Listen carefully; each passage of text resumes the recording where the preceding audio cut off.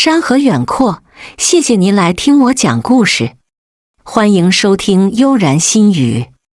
唐家曼以为的婚姻是相敬如宾，举案齐眉，携手走完一生。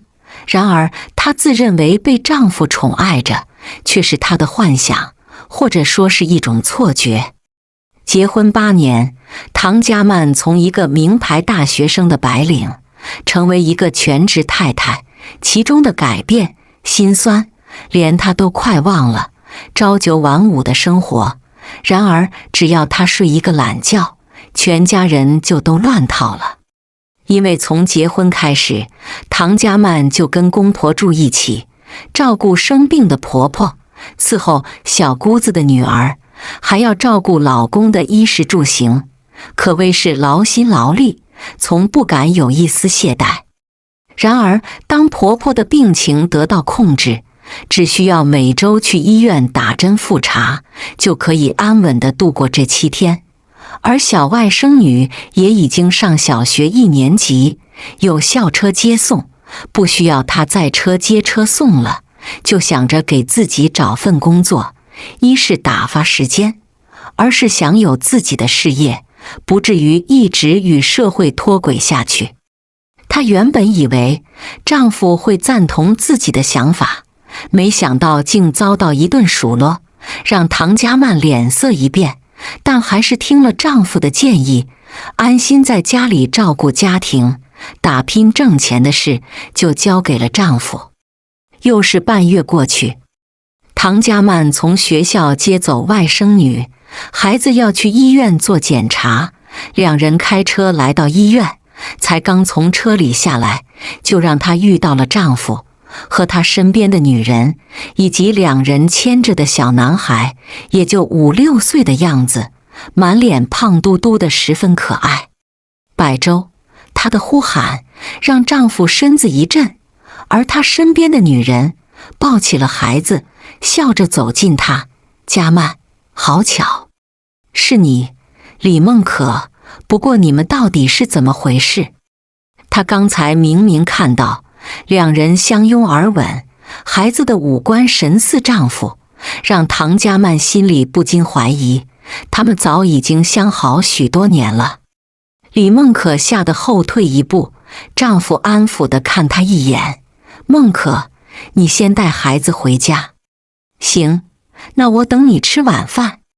跟丈夫挥手告别，李梦可才搭出租车离开，而一旁的唐家曼望一眼身边的外甥女，妞妞，你先去车里坐一会儿，舅妈跟舅舅有话要说。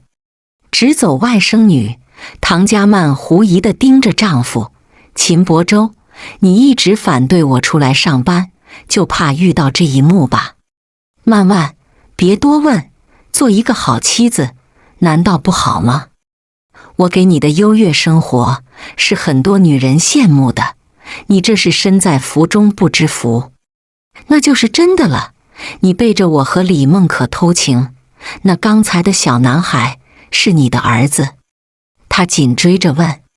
秦伯周选择沉默，望向一旁的路口，他此时的态度很明显已经默认了。我们离婚吧。听到他的话，秦伯周狐疑地望向他，你凭啥跟我提离婚？你父亲的手术费是我出的，你这8年衣食无忧的生活是我给你的，你一个无所事事的家庭妇女，竟敢跟我提离婚？秦伯周，我可以净身出户。谁给你的勇气？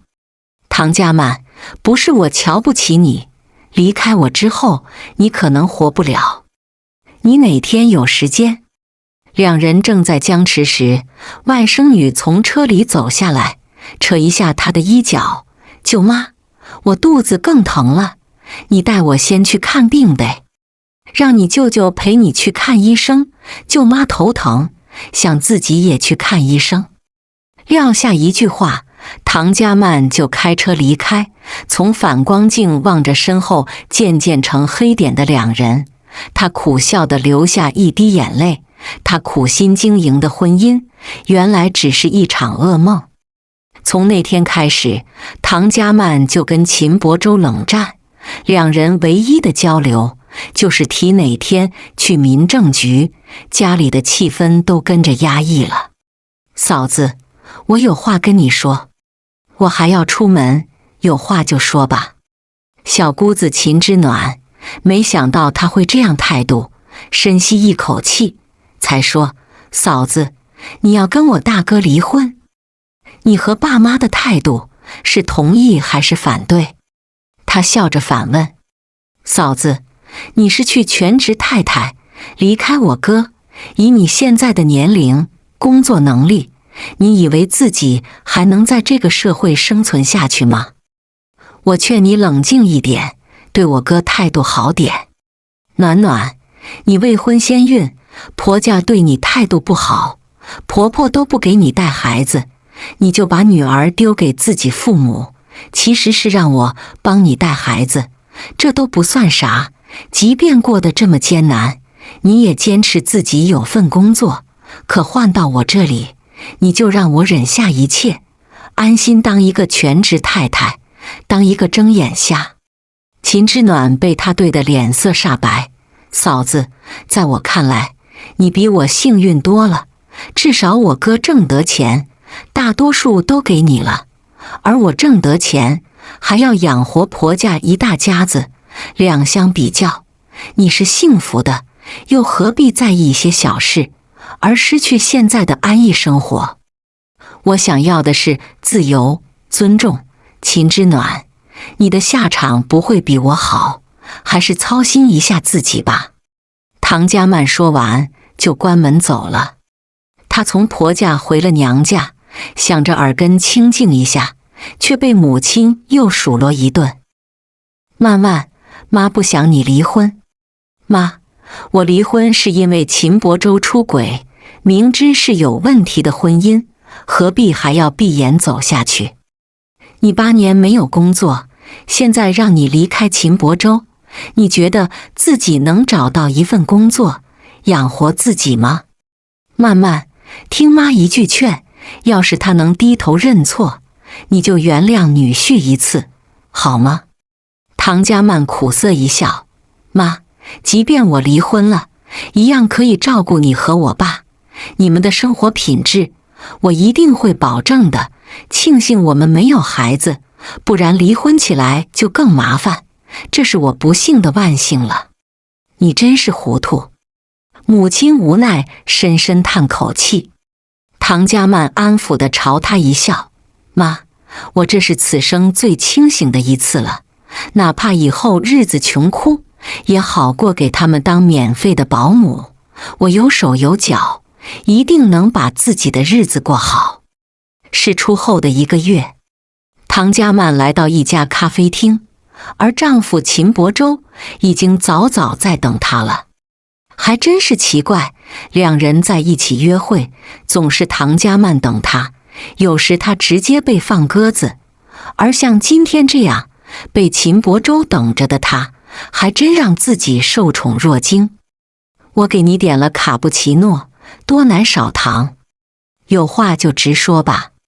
唐家曼的冷漠让他眉头一紧，微抿一口咖啡，才冷静地说：曼曼，我希望你冷静下来，毕竟离婚是大事，不是你能反悔的。我都想净身出户了，你觉得我会拿离婚来骗你？秦伯周，你是上市公司中层领导，离开我，你会过得更好，还能跟自己情人组成幸福的一家3口，有啥可犹豫的？秦伯周微顿片刻，才低沉地说：曼曼，你是我的妻子，我不想李梦可掺和进来。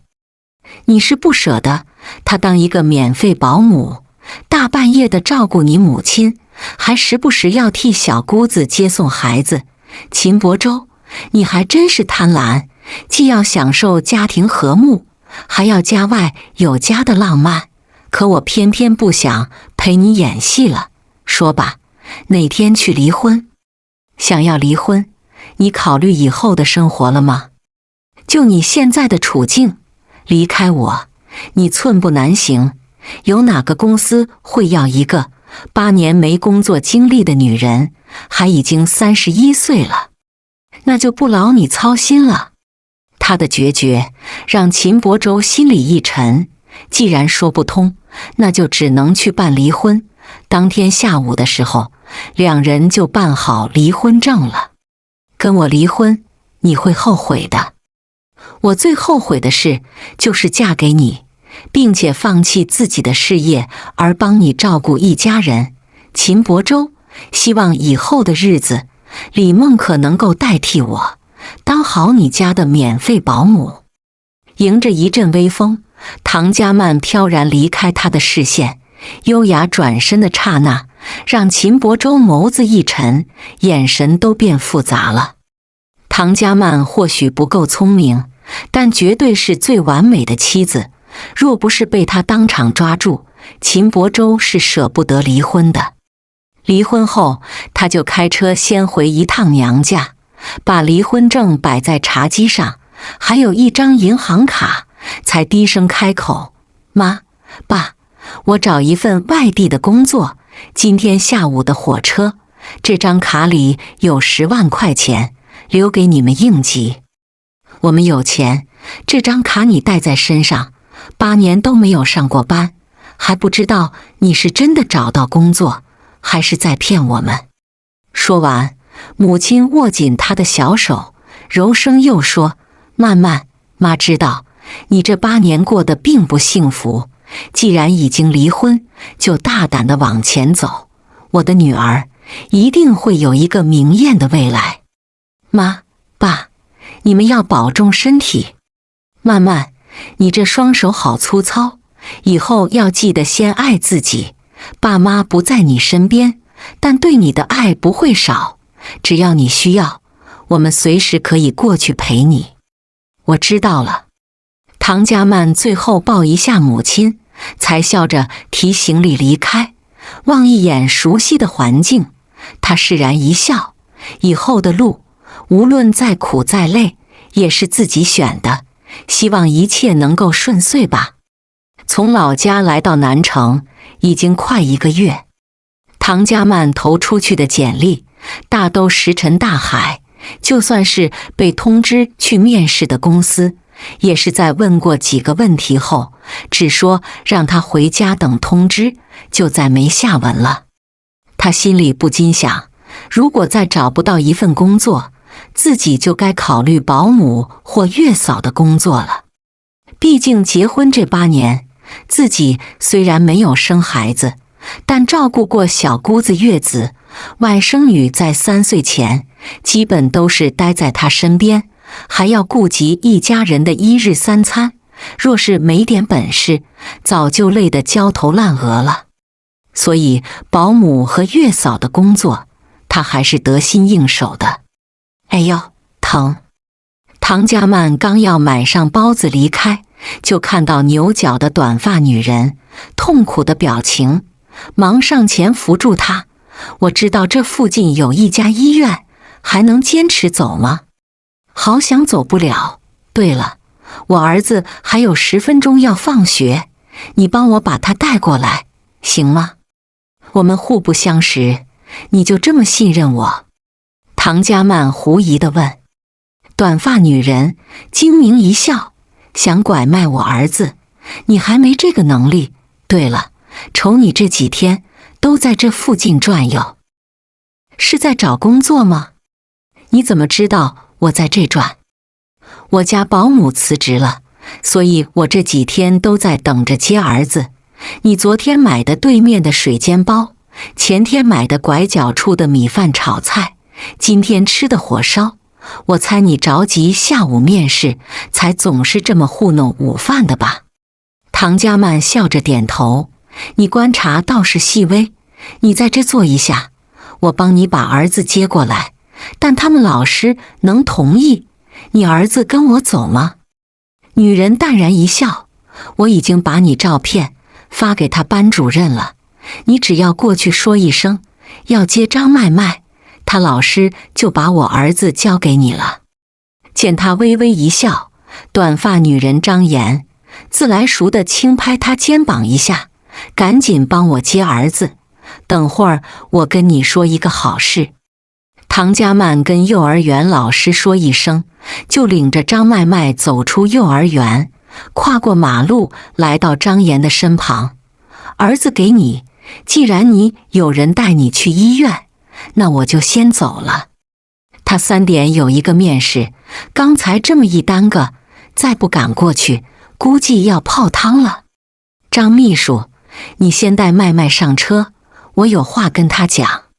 张岩支走其他人，才望向唐家曼，你想要找工作，我这正缺一个保姆，工资1万，5险1金，每月4天休班。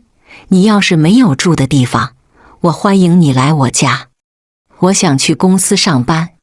他委婉拒绝。别这么着急拒绝，你帮我带半年孩子，我给你一份上市公司的工作，这条件够诱人了吧？行吧，但你为何偏偏选我？我们初次见面，你不该找个知根知底，最起码有公司做担保的专业保姆吗？张岩淡笑地搭上他肩膀，因为你的性格与我截然相反，像是一个持家有道的女人，而且以我多年做销售的眼光，你一定能做好这份工作。认识一下，我叫张岩，是某上市公司的销售副总。唐家曼与他握手。你好，我叫唐家曼，在前夫家当了8年免费保姆，现在终于醒悟，想为自己而活了。我看好你。张岩朝他竖起大拇指，两人相视而笑了。半年后，唐家曼从这个别墅搬出来，望着等在客厅的张岩，温柔地抱一下，谢谢你，给我一个落脚的地方，让我可以养活自己。你本来就很优秀，其实你不用租房子，我这随时欢迎你。张岩有些舍不得了，毕竟两人相处半年，早已从工作关系成为最好闺蜜了。我租的房子离新公司很近，而且你离我随时能回来，咱俩还是最好的闺蜜。你要是在外受了委屈，记得给我打电话，我永远是你的依靠。唐家曼温柔一笑，我知道了，张岩，真的很感谢你，你对我来说有知遇之恩，还教我许多职场的技巧，还不是被你烦的，非要当女强人，当我背后的女人不香吗？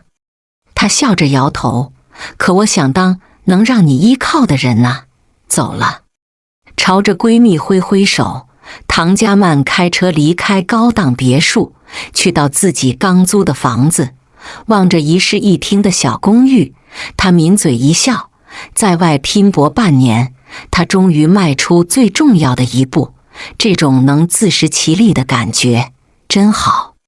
在新公司的几个月，唐家曼虽努力上进，但一直没有业绩，以至于被同事在背后议论，她是靠着关系进公司里最差的一个人了。正在她修改方案时，接到张岩电话，喂，妍妍，听着情绪不高，是不是工作不顺利？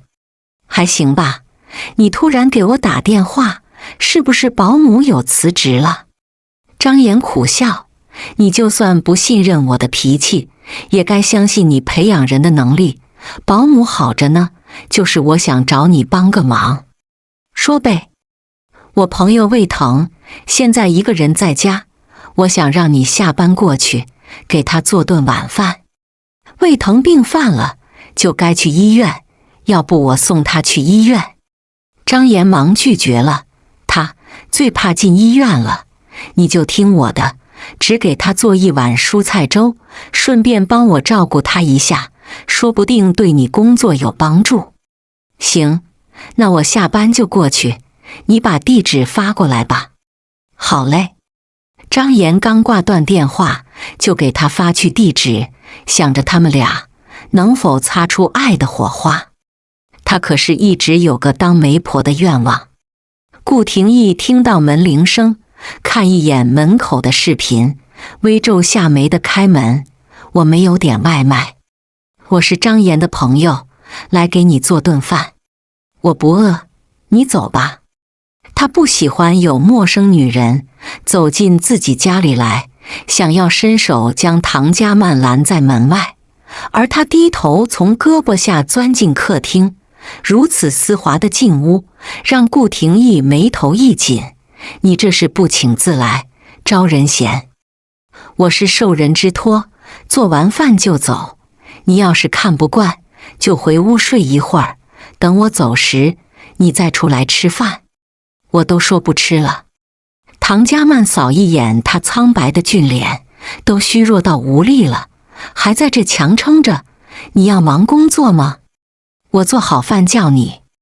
眼见赶不走人，顾廷义无奈地走回书房，给张岩发一个微信，却被他秒回一句：“唐佳曼做饭一绝，你今晚有口福了。再说了，你都胃出血了，要不找个人过去看一眼？我怕你死在家里，记得过后请我吃饭。”1小时后，唐佳曼端着蔬菜粥走进书房。“吃饭了。”他将电脑抢过来，顺势把一碗粥塞给他，温度刚刚好，一口气喝完了。“你很聒噪。”“我只是对照顾病人有点心得。”“你的职业是护士？”他狐疑地问。唐佳曼望一眼整洁的书房，看得出来顾廷义是一个有洁癖的男人，也就不难理解他之前为何反感自己进屋了。“我结婚后照顾婆婆8年，对病人的心理拿捏得8九不离10。对了，我听张岩说你是在工作中打败他几次的学长，我倒挺好奇了，像你这么优秀的男人生病了，身边连个照顾你的人都没有。”顾廷义微微一挑眉：“我有洁癖，也不需要朋友。”见他冷冷的态度，唐佳曼呆得浑身不自在。“我做完晚饭，也帮你收拾好厨房了，那就先撤了。”“等一下，你还有事？”他挤出笑地问。顾廷义本不想找人帮忙，但实在胃疼得厉害，便想让唐佳曼帮自己改合同。听完他的话，他狐疑地凑近着：“你就不怕我窃取你的工作机密？是很重要的会议方案，但你偷走也没用，帮不帮吧？找人帮忙还这么硬气，你也是头一个了。”唐佳曼拿起合同，随意地看一眼：“你说需要我做什么？”“电脑里有合同电子版，改成我现在的要求。打字我擅长。”说完，他就坐办公桌前忙起来。等到全部改好，又根据顾廷义的要求重新调整一遍，把新的方案打印出来时，已经是后半夜了。“这么晚了，留下来住一夜，明早我让司机送你去公司。”“我不习惯住在外边，顾先生，记得按时吃药，我先走了。”他刚要转身离开，就被顾廷义用尺子拦住去路。“你是张岩的朋友，万一路上出意外，我解释不清，也负不了这责任。楼上有4个房间，你随便选一间吧。”唐佳曼走进客卧，望着单调的黑色系，不禁在想，这个顾廷义到底有多喜欢黑色，才会把家里所有沙发同个款式买了整整7套，也是够偏执了。翌日清晨，他早早就醒了，在厨房做好早饭，才匆匆离开。而顾廷义从浴室出来时，唐佳曼早就消失不见。望着餐桌上摆的早饭，冒着热气还飘着香味，让他突然有种人间烟火气的感觉。想不到像张岩这样的女强人，身边竟还有如此温婉的朋友。几天后，在公司的走廊里，唐佳曼正要去洗手间，意外遇到来谈工作的顾廷义，本想装没看见躲开，却被他主动凑过来，淡笑地开口：“我正找你呢，跟我去老板办公室一趟。”我只是一个普通销售，他尴尬地一笑。早就听张岩说过，顾廷义可是一个厉害角色，想要把他伺候周到，可不是他这种级别人敢想的。听说你还没开张，想不想拿下一个单子？你自己决定。顾总，我听你的。晚饭后，顾廷义带几分醉意地走出餐厅。这时，唐家曼的老板朝他使个眼色，还不扶一下顾总。不用，我自己可以走。顾总，那我帮你拿包。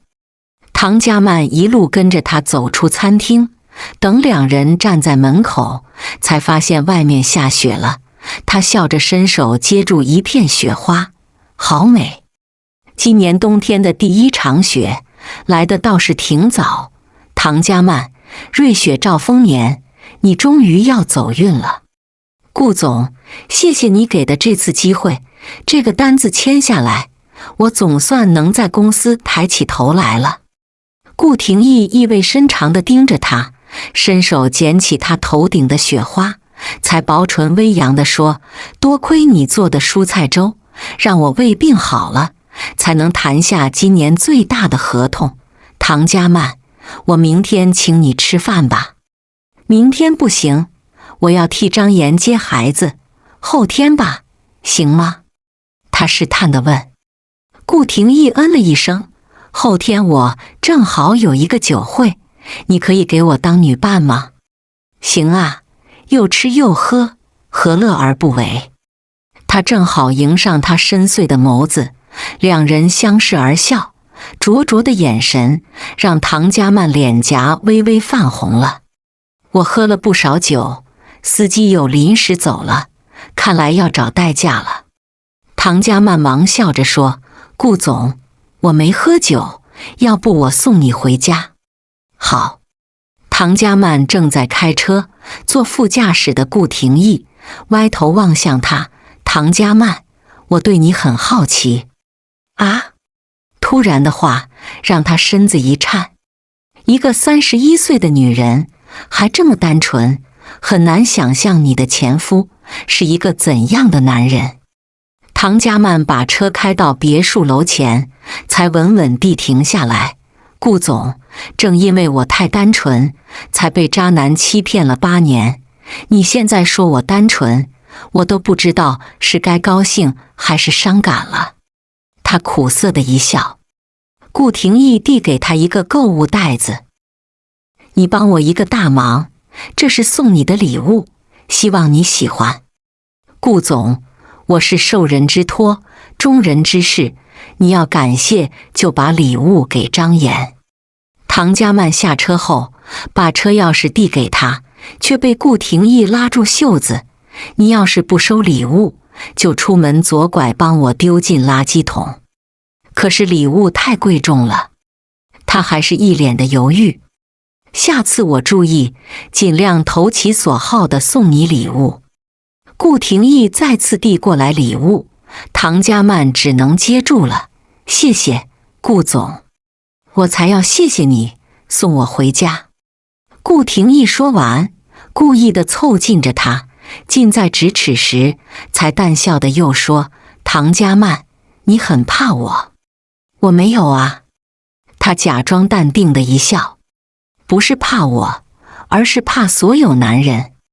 他低头靠近他小脸，如此亲密的距离，让唐家曼本能地往后退，却被他撑住后脑勺，还说不怕我，后面是路灯柱子，你也敢拿头来撞？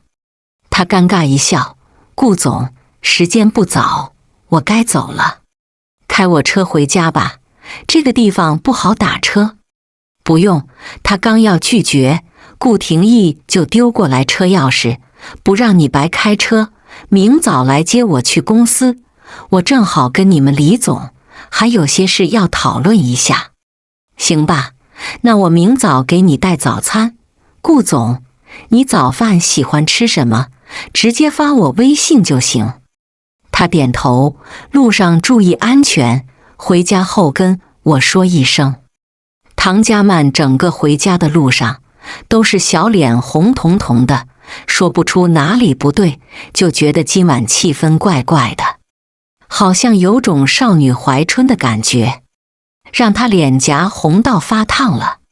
隔天晚上，唐家曼在酒会上遇到约了许久未见到的赵总，幸运的是两人还互加微信，让他心里有些得意了。然而他哪里知道自己不是太幸运，而是即将遇到大麻烦了。参加完酒会的几天后，唐家曼竟被赵总主动约了，说是一起吃晚饭，讨论一下工作的细节。他从公司出来就匆匆赶去约好的餐厅，然而一推开门，竟只有赵总一人。唐家曼心里紧张，但还是稳稳坐下来了。本以为只是一个简单的工作餐，却不想危险竟离他越来越近。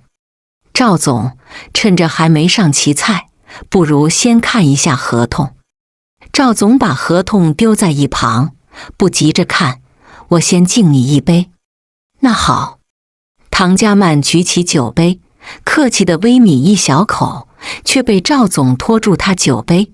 你这就没诚意了，我喝一杯，你喝一杯，不然这合同就没法谈了。无奈他只能将剩的红酒喝光。谁料赵总看他放下杯子，就殷勤地帮他倒满。家曼，好酒要喝3杯，我再敬你一杯。见他仰头喝光了，唐家曼也不好扭捏，只能硬着头皮再喝一杯。这一次他把酒杯放得更远，赵总眼见不能再倒酒，笑呵呵伸手摸一下他的手背，突来的举动让他猛地站起身。赵总，你喝醉了。唐家曼冷着脸的迎上他贪婪的眸子，气氛变得压抑了。赵总嘿嘿一笑地打破沉寂。家曼，我是有点喝多了，要不你帮我倒杯水，我清醒一下脑子，我们谈谈合同的事。唐家曼耐住性子，帮他倒一杯茶，正要放到他面前，却被赵总紧紧攥住小手。家曼，你长得真美，我该早一点见你的。他猛地抽出手，抬手给他一巴掌，没想到赵总竟肆意笑了。我就喜欢火辣有脾气的女人。家曼，你只要今晚陪我，你想要的合同以及我们公司以后所有的采购订单，我都送给你了。赵总，我只谈工作不谈私事，你要是再说胡话，那就恕我不奉陪了。唐家曼趁着他恍惚，一把将人推开，刚想要拿包走人，门就被猛地推开，一个打扮艳丽的女人鄙夷地看他一眼。我早就怀疑你们了，今天总算让我抓到。你可能误会了，我不是你怀疑的对象。唐家曼苦笑地解释。女人嫌弃地打量他一番，才瞧不起地说，我们家老赵最喜欢漂亮女人，你敢说自己大晚上陪男人喝酒没有所图？他追到赵总就是用的陪酒这一招，再回头看唐家曼，就觉得像曾经的自己，心里慌的一批。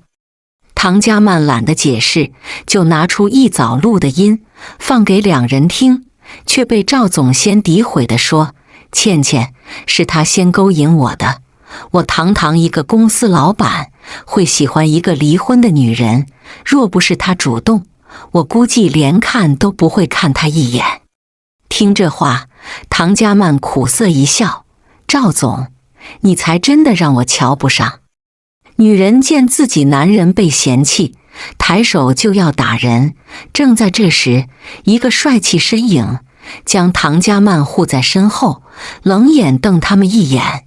赵总，你家里媳妇刚才还打电话找我，说你要是被女人缠住了，让我通知他一声。我这就回家了，顾总，谢谢你了。赵总见势不妙，扯着自己情人就匆匆离开餐厅了。而躲在身后的唐家曼尴尬的一笑，顾总，这次多亏你了。天上没有用免费午餐，以后别痴心妄想。他刚说完，唐家曼就猛地推开他了。顾总，我是喜欢痴心妄想，因为自己是走过阴暗的人，总想做一个自食其力的女人。我想要成功，拿下合同有错吗？他气鼓鼓地走出餐厅，顾廷义一路跟随，直到来到路灯下，唐家曼才又猛地回过身来。顾总，我是一个好高骛远、贪图享乐的人，你最好跟我保持距离。我没这么想过你，唐家曼，我刚帮你，你就这么回对我？见他脸色微变，唐家曼苦笑地凑近，踮起脚尖在薄唇亲一下，才低沉地说：顾总，谢谢你了。唐家曼坐着出租车离开了。几天后，赵总就拿着拟好的合同来找唐家曼签合同。唐小姐，之前有误会，还请你多多包涵。赵总，你这是怎么了？他狐疑地问。赵总把合同递给他。唐小姐，顾总已经找过我，说你是他最好的朋友，让我以后对你客气一点。我告诉他了，咱俩是最好的合作关系，你说呢？是啊，本来就是啊。见他微微一笑，赵总裁长吁一口气，以后你有用到我的地方，可以随时找我，那我就先走了。赵总走了，唐家曼才想着拨通顾廷义的电话，简单聊两句，约好今晚一起吃饭。临下班时，唐家曼被老板叫去办公室，递给他一份升职表。小唐，你来公司才半年，就已经拿下2个合同，以后前途无量啊。李总，我会一直努力的，我相信你的能力。唐家曼从办公室出来，就接到张岩的电话，说是外面都在传，他和顾廷义已经是秘密情人的关系。他自然是否认，毕竟自己和顾廷义是相差巨大的2类人，不想因为自己而毁了他的名声。正好趁着今晚吃饭，跟顾廷义好好解释一下。曼曼，其实我觉得吧，你和顾廷义挺配的。张岩笑着在电话里说。唐家曼摇了摇头，我有自知之明，我和他不会有可能的。万一他对你一见钟情呢？你要知道感情这回事，可是没有先来后到，任何道理可讲的。我已经有一次失败婚姻，现在只想搞事业。妍妍，我已经提成主管，改天我们聚一下。好啊，你有时间，我随时都有时间，就怕你忙着恋爱，没工夫搭理我。唐家曼挂断电话，望一眼窗外的风景，竟陷入沉思中了。恋爱是他这辈子都不敢触及的了。晚饭是在一家需要预定的餐厅。唐家曼举起红酒杯，淡笑地说：顾总，谢谢你帮我，我敬你一杯。我没有帮你，赵总想要签合同，那是你的本事。话虽如此，他还是抿一大口酒，虽然2人又喝了一杯酒，但气氛却有些别扭。唐家曼因为喝得急，现在已经醉意未浓，大胆地迎上他眸子。顾总，那也要谢谢你。唐家曼，你有想过再婚的打算吗？他苦笑地摇摇头。那如果有个男人想要跟你谈恋爱，你也拒绝吗？不然呢？我一个31岁的女人，有8年的失败婚姻，现在刚刚回归社会，难道还要跳进火坑？我又不傻。顾廷义听完他的话，抿嘴一笑：“我再敬你一杯。”一整晚，两人竟喝了一瓶喝酒。唐家曼红着脸凑近他，用指尖轻轻挑起下巴，才意味深长地说：“顾总，你长得帅气迷人，应该有很多女人暗恋你吧？”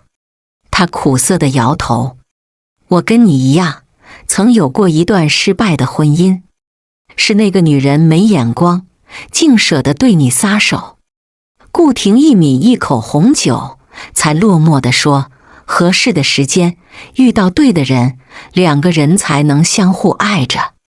但若是差一点，再好的人也会被嫌弃。我们遇到情感的伤痛，不是因为我们不够好，而是没有遇到对的人。”他赞同地点点头：“顾总，你说很有道理，但我已经心如死灰，只想做一个女强人，养活自己，照顾好爸妈，此生也就足够了。你应会成功的，因为你值得拥有更好的人生。遇到一个渣男，他只是代替老天来磨砺你，而非让你断情绝爱。”他温柔地笑着，让唐家曼看得饭花吃起来。为了掩饰尴尬，他给自己倒一杯酒，仰头一气喝光了，才满足地打个酒嗝：“顾总，谢谢你今天肯出来吃饭，遇到你是我的荣幸。”“我也一样。”唐家曼真诚的一笑。先是遇到张岩，后来又认识顾廷义，或许前8年受的苦难，只为遇到更好的朋友。这样一想，他觉得曾经一切苦难都值得了。某天下午，在办公室里，张岩看着对面坐的顾廷义，抿嘴一笑：“顾总，你可是稀客，我想你帮我做一件事。”“你说。”顾廷义微顿一下，才开口：“我喜欢唐家曼，帮我制造机会。”“顾总，你想追的女人，还有追不到的。”张岩调侃地说。“她是一个特别的女人。”张岩看出他动真心了，一脸笑地答应：“顾总，这事交给我，不过我也不是白帮忙。放心，少不了你的好处。你不是想要西郊的一块地，便宜给你了，就喜欢你的敞亮大方。”腊月18是张岩生日，作为她最好的闺蜜，唐家曼自然不能缺席。但当她到场时，竟看到许久不见的顾廷义，让她心直接漏跳半拍了。“好久不见。”“是啊，都半年没见了。”唐家曼挤出一笑，而顾廷义举起酒杯：“敬你一杯。”出于客套，他微抿一口红酒，还来不及聊2句，就被张岩拐走了。一整个生日宴，唐家曼都是穿梭于各公司老板之间，闺蜜给她的有效资源，让唐家曼心里对未来事业又热血沸腾了。然而，当她转完一圈，几杯红酒下肚，已经开始头发晕了。唐家曼醉意正浓的想要去窗户旁透口气，却又看到顾廷义了。他深邃眼里尽是柔情，只是一眼就让他没忍住的走过去：“顾总，一晚上没见你，你也很忙啊，遇到几个朋友，多聊几句。你呢？今晚收获不少吧？”他笑着点头：“有几个老总是我约好多次都没约到，今晚轻松就见到了，想来明年的工作应该会有惊喜。”唐家曼正得意时，张岩过来递给他一杯水：“我找你一大圈，赶紧喝了，省得明天醒来头疼。”就一杯水，能有治头疼的功效。虽这么说，他还是乖乖把水喝了。见他喝光，张岩抿嘴一笑，拍一下身边的顾廷义：“顾总，我还有朋友要照顾，你帮我把曼曼送回家，谢了。”顾廷义扶着唐家曼的胳膊，两人走出别墅。这时天空下起鹅毛大雪，竟然唐家曼感动的一笑，想不到又是1年的冬天。顾总，不知不觉我们都认识1年了，你可后悔认识我？他说完，温柔将他头顶的雪花捡起，放在手心里，不过是顷刻间就被融化了，如他此刻心一般，火热而又激动。唐家曼踮起脚尖，也将他头顶的雪抖落。顾总，初雪快乐。两人四目对视，他竟有些心里躁动了。走吧，我送回家。翌日清晨，唐家曼微睁美眸，就看到躺在他身边的人，吓得忙闭上眼了，但犹豫片刻，还是又睁开眸子，正好与他对视了，尴尬一笑。早，昨晚睡得好吗？挺好的。唐家曼想要赤脚下床，捡起地上凌乱的衣服，却被顾廷义从身后抱住她了，凑在耳边低哑的来一句：曼曼，我想谈谈我们的事，等我穿好衣服再谈。好，那我在客厅等你。顾廷义做好早饭了，唐家曼才穿戴整齐地走进客厅，挤出一丝笑：顾总，曼曼，过来吃早饭。啊，好。两人相对而坐，许久，才听顾廷义低声说：曼曼，我们交往吧。啥？我想跟你谈恋爱。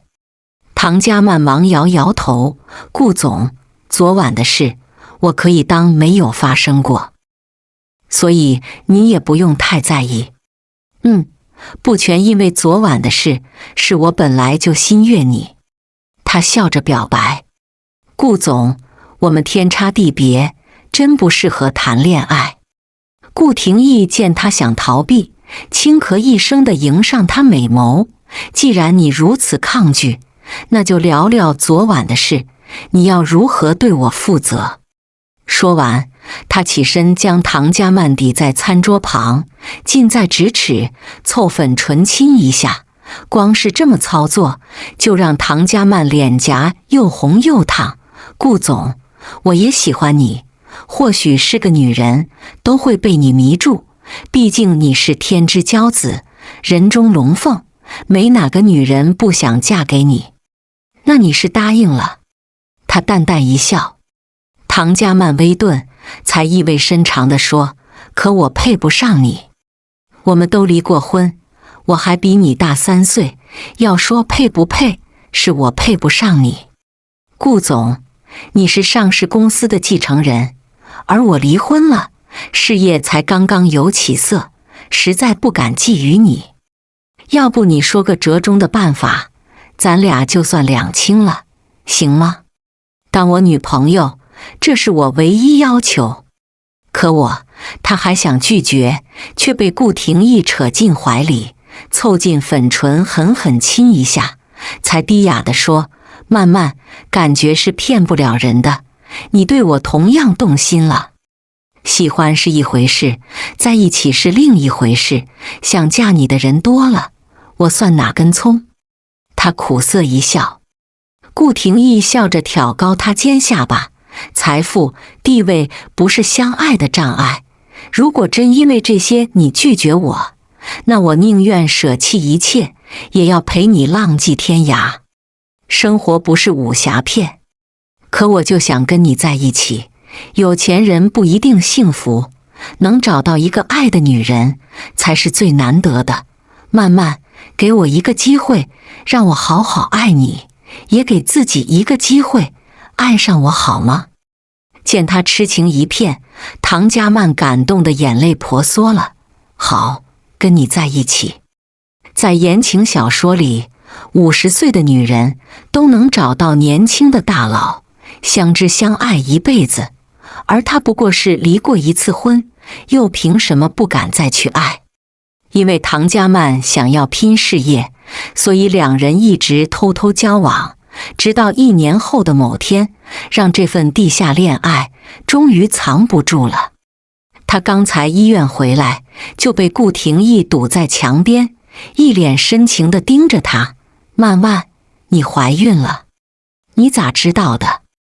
唐佳曼也是才查出怀孕，都来不及告诉他，谁料顾廷义竟都清楚了，让他不禁怀疑某人在他身上装监控了。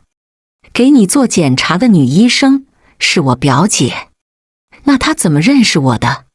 他狐疑地问。顾廷义脸红地望向他，我把你的照片发到家族群里，他们都说我捡到宝了。你说好的偷偷交往，你竟背着我做这些事，顾廷义，你让我以后怎么面对你家里人？他被气得脸都绿了。你是我女朋友，现在是我孩子的妈，以后就是我顾廷义的妻子，他们只会更爱护你。曼曼，嫁给我好吗？给我一个理由。顾廷义凑近他，轻咬一下耳垂，才低哑地说，我们家3代单传，到我这里又被医生查出子嗣艰难，可你刚刚却查出双胞胎，你是上天派我拯救我的。曼曼，我没你不行。看来不嫁你不行了。他幸福的一笑，被顾廷义温柔地揽进怀里。曼曼，我们明天去领证吧，要不是现在民政局下班了，我都想现在带你去把结婚证领了。你还真是急性子。他无奈地笑了，想要娶你的心一刻也等不了。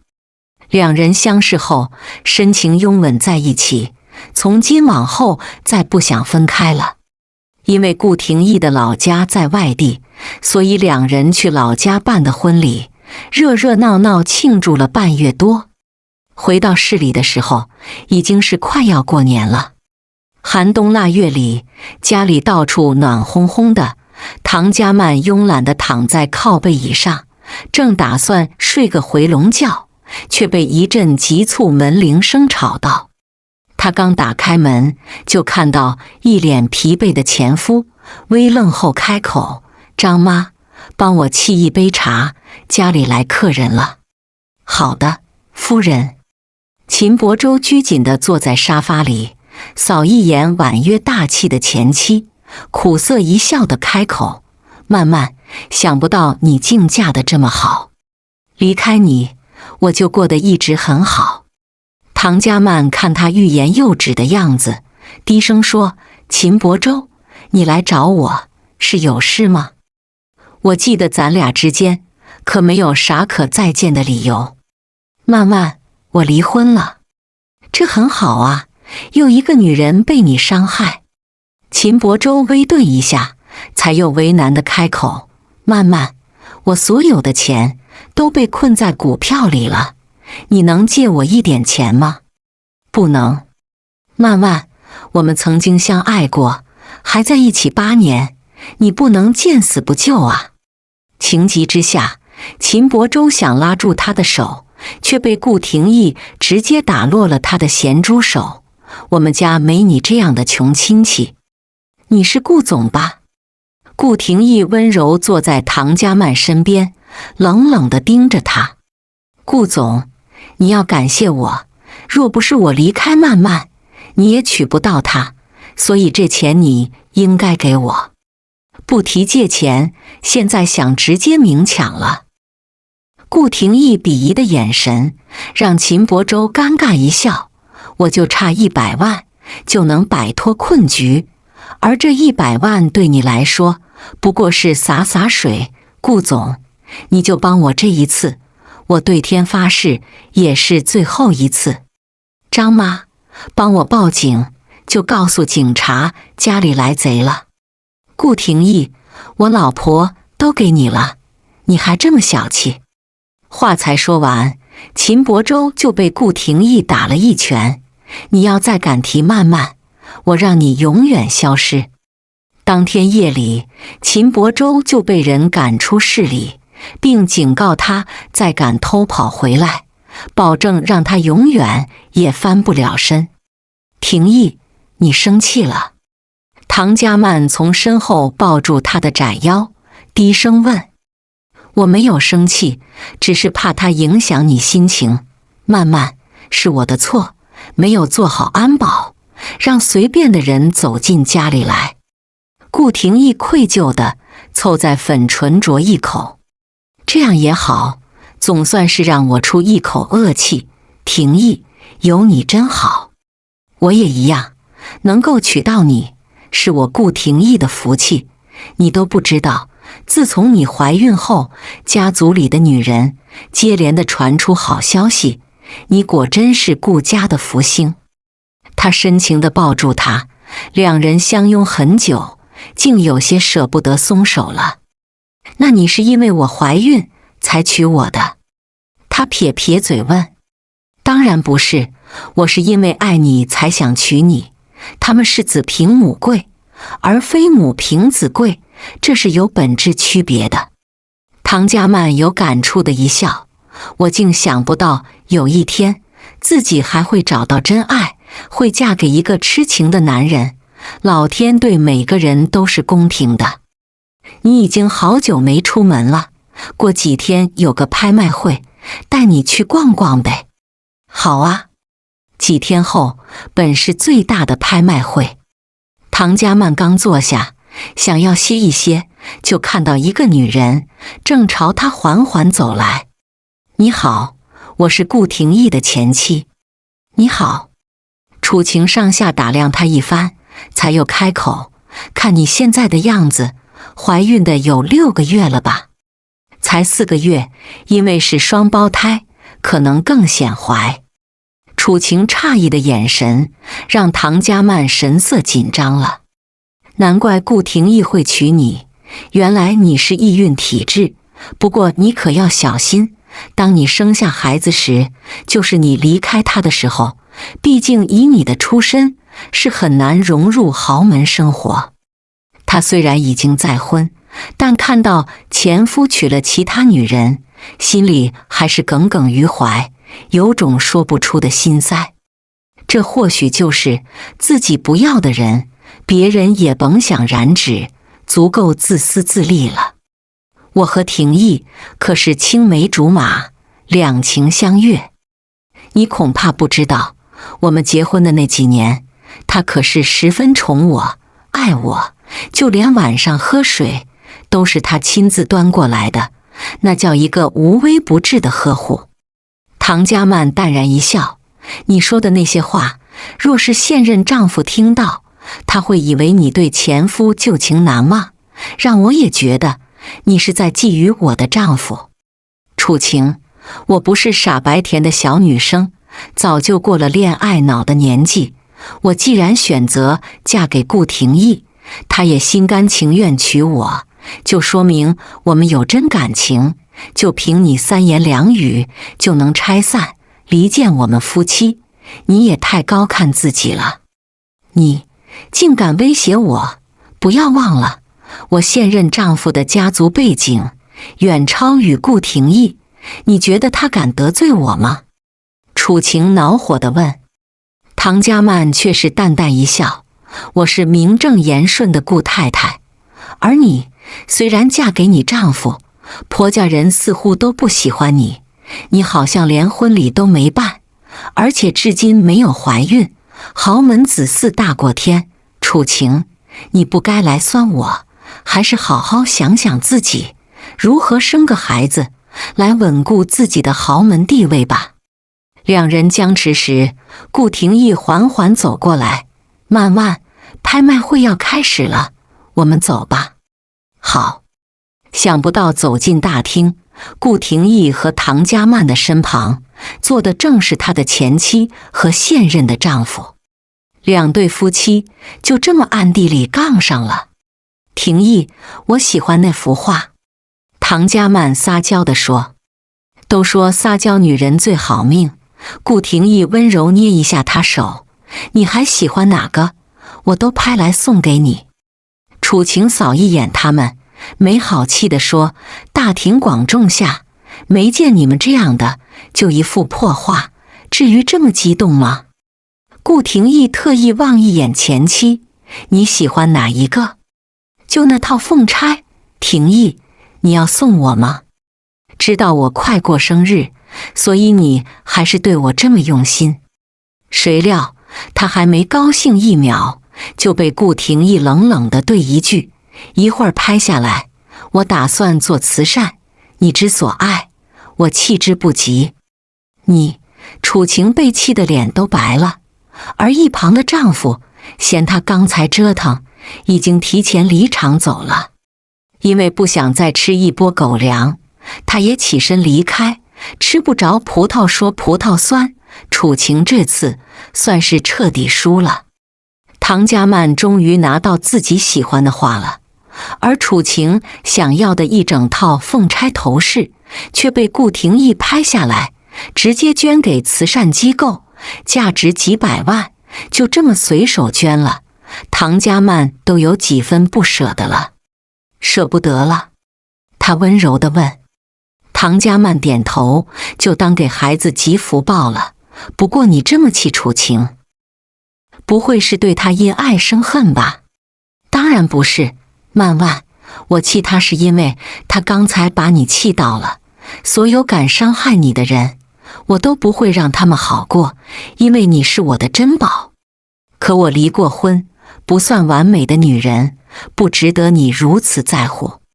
顾廷义在他额头亲一下，才深情地说：别人对你的看法，我根本不在乎。曼曼，从认识你的那一刻，我就坚信你是我唯一要爱的女人了。